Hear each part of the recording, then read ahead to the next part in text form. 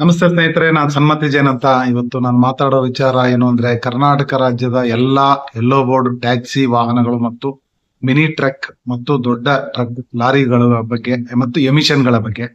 ವಿಚಾರ ಏನು ಅಂತಂದ್ರೆ, ಈಗ ಒಂದ್ 2-3 ತಿಂಗಳಿಂದ ಎಲ್ಲಾ ಎಮಿಷನ್ ಟೆಸ್ಟ್ ಸೆಂಟರ್ ಅಲ್ಲೂ ಲೋಗೋ ಕೊಡ್ತಿಲ್ಲ, ಅಂದ್ರೆ ಸ್ಟಿಕರ್ ಕೊಡ್ತಿಲ್ಲ. ಕಾರಣ ಕೇಳಿದ್ರೆ ನಮಗೆ ಕಂಪ್ನಿಯವರು ಕಳಿಸ್ತಿಲ್ಲ ಅಂತ ಒಂದು ಸಬೂಬ್ ಹೇಳ್ತಾರೆ. ಕಂಪ್ನಿಯವ್ರಿಗೆ ಕೇಳಿದ್ರೆ ಮೇಲ್ ಸಾರಿಗೆ ಆಯುಕ್ತರುಗಳು ಆಫೀಸಲ್ಲೇ ನಮಗೆ ಕೊಡ್ತಾ ಇಲ್ಲ ಅಂತಾರೆ. ಯಾಕೆ ಈಗ ಅವ್ಯವಸ್ಥೆ ಅಂತ ದಯವಿಟ್ಟು ನಮ್ಗೆ ಗೊತ್ತಾಗ್ತಾ ಇಲ್ಲ.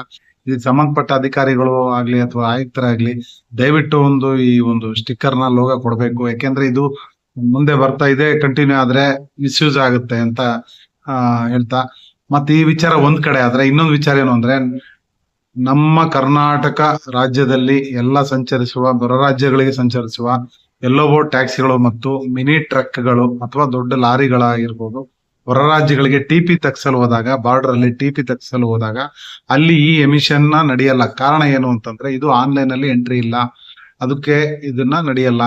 ಇದು ನೀವು ನಮ್ಮಲ್ಲೇ ತೆಗೆಸ್ಕೊಂಡು ಮುಂದೆ ಹೋಗ್ಬೇಕು. ನೀವು ಅಕಸ್ಮಾತ್ ತೆಗೆಸ್ಕೊಂಡ್ದಲ್ಲೇ ಮುಂದೆ ಹೋದ್ರೆ 10,000 ರೂಪಾಯಿ ದಂಡ ಅಂತ ಹೇಳಿ ಮತ್ತೆ ಅಲ್ಲಿ ಎಮಿಷನ್ ತೆಗೆಸ್ಕೊಂಡು ಮುಂದೆ ಕಳಿಸ್ತಾ ಇದ್ದಾರೆ. ಅಕಸ್ಮಾತ್ ಮುಂದೆ ಹೋದ್ರು ಕೂಡ ಎಷ್ಟೋ ವಾಹನಗಳು 10,000 ದಂಡನ ಹಾಕ್ಸ್ಕೊಂಡು ಬಂದಿರೋಂತ ಉದಾಹರಣೆಗಳು ಇವೆ.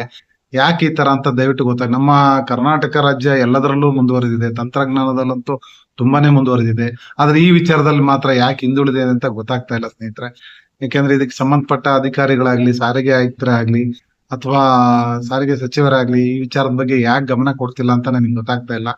ದಯವಿಟ್ಟು ಇನ್ಮುಂದಾದ್ರೂ ಈ ಒಂದು ಅವ್ಯವಸ್ಥೆಯನ್ನ ಸರಿಪಡಿಸಿ ಒಂದು ಬೇರೆ ರಾಜ್ಯಗಳಿಗೆ ಹೋದಾಗ ನಮ್ಮ ಎಮಿಷನ್, ಕರ್ನಾಟಕ ರಾಜ್ಯದ ಎಲ್ಲಾ ಎಮಿಷನ್ ವಾಯು ಮಾಲಿನ್ಯ ತಪಾಸಣಾ ಪತ್ರದ ಎಲ್ಲ ಆನ್ಲೈನ್ ಅಲ್ಲಿ ನಡೀಲಿ. ಎಲ್ಲಾ ಎಲ್ಲಾ ರಾಜ್ಯಗಳಿಗೂ ಇದು ಅನ್ವಯ ಆಗೋ ತರ ಮಾಡ್ಲಿ ಅಂತ ನನ್ನ ಒಂದು ಕಳಕಳಿಯ ಮನವಿ. ದಯವಿಟ್ಟು ಇದನ್ನು ಬಗೆಹರಿಸಿ. ಧನ್ಯವಾದ.